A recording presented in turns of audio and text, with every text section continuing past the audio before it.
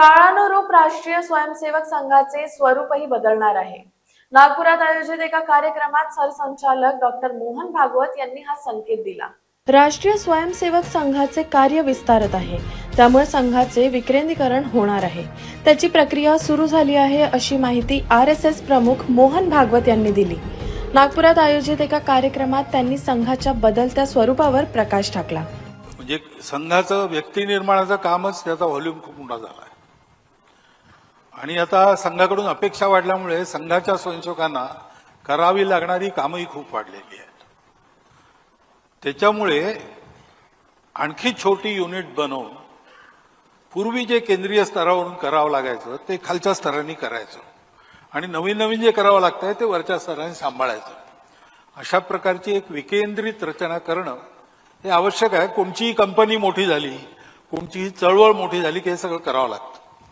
ते हे स्वाभाविक ते परिवर्तन याच्यातनं येणार आहे। सोशल मीडियाचा वापरही राष्ट्रीय स्वयंसेवक संघाकडून होत आहे। शिस्त आणि संघाची शिकवण लक्षात घेता स्वयंसेवकांना सोशल माध्यमांवर व्यक्त होण्याचे प्रशिक्षण गरजेचे असल्याचे सरसंघचालक डॉक्टर मोहन भागवत यांनी नमूद केलं। तो सोशल मीडियामध्ये सुद्धा या कल्पनेला घेऊन आता निराळ्या प्रकारचे मीम्स, रील्स या सगळ्या गोष्टी सुरू झालेल्या आहेत। ते वाढेल हळूहळू। आता संघाचे स्वयंसेवकही सोशल मीडियावर जायला लागलेले आहेत आणि संघाच्या प्रचार विभागाच्या योजनेतूनही काही गोष्टी होत आहेत। त्याच्यात हे प्रमाण जसं वाढेल तर तिथे सुद्धा याचा स्वीकार होईल। धन येतात त्यांची जशी ही विशेषता आहे की सोशल मीडिया ओपन आहे, कोणी त्याला फार नियंत्रण करू शकत नाही, प्रत्येकाच्या हातात ते आहे।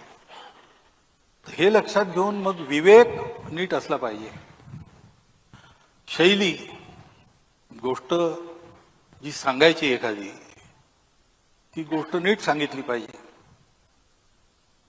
तर सत्यम ब्रूयात प्रियम ब्रूयात मा ब्रूयात सत्यम प्रियम प्रियमच न अनृतम ब्रूयात असं अनुशासन आहे। ते अनुशासन पाळून झालं पाहिजे। या सगळ्याचं प्रशिक्षण करावं लागेल आणि तुम्ही म्हणता ते होत आहे थोडं बहुत, पण तो गैरसमज आम्ही काढून टाकू शकतो जेव्हा आम्ही लोकांना भेटतो आणि सांगतो। म्हणजे 4 स्वयंसेवक तिथे काहीतरी वेडं वाकडं लिहितात, त्याच्यामुळे काही समज बनतो। पण आता आम्ही मोठ्या प्रमाणावर जेव्हा समाजात जातो तेव्हा आम्ही जे बोलतो तर आम्ही जास्त अधिकृत होतो। प्रत्येक स्वयंसेवक बोलू शकतो, प्रत्येक स्वयंसेवक मी स्वयंसेवकच आहे त्या दृष्टीने, परंतु आता मला सरसंघचालक केलाय त्यामुळे मी बोलीन ते ऑथेंटिक आहे।